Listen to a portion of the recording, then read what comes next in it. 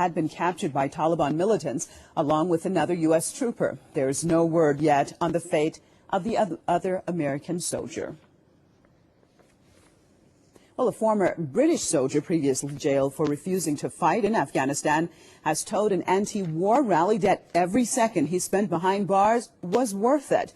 Joe Glenton said public opinion is decisively against the war and that British soldiers must be brought home. Press TV's Roshan Mohammed Saleh has more for us from London.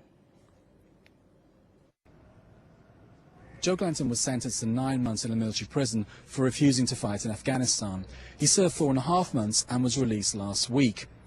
But he's here tonight to deliver a message that his time in jail was worth it and he remains steadfastly against the war in Afghanistan.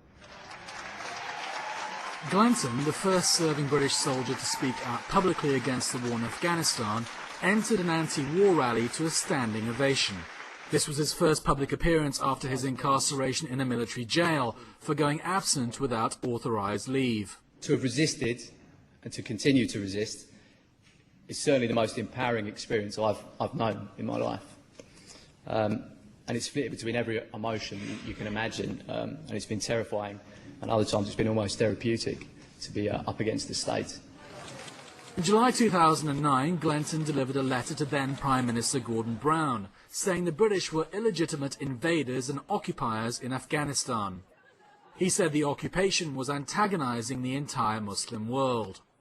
8 months later, a military court imprisoned him. The judge said he'd let down his comrades at a time when the army was under pressure because of its foreign commitments. The reasons I was there were right, and I'd do it again quite happily. Yeah, so you think it was worth it? Absolutely. I feel that they've lent me a lot of credibility by locking me up, to be honest.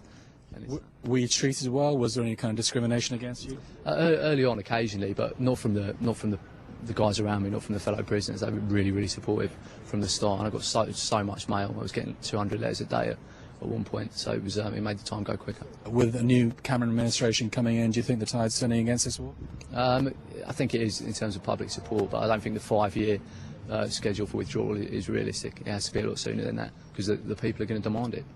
Glenton's public appearance came on the same day that the WikiLeaks website released CIA documents detailing the killings of Afghan civilians unreported till now.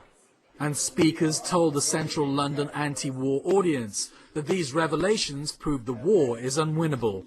The fact that British and American forces have been killing or capturing civilians without any trial, the use of these missiles that come from Nevada, I think that it will enter into the public debate about the war and greatly strengthen those who are opposed to the war. The British government says it laments the leak of the documents, which also allegedly reveal cases of Afghan civilians killed by UK troops. The Ministry of Defence said it had been unable to verify the claims and it would not speculate on specific cases. Roshan Mohammed Saleh, Press TV, London.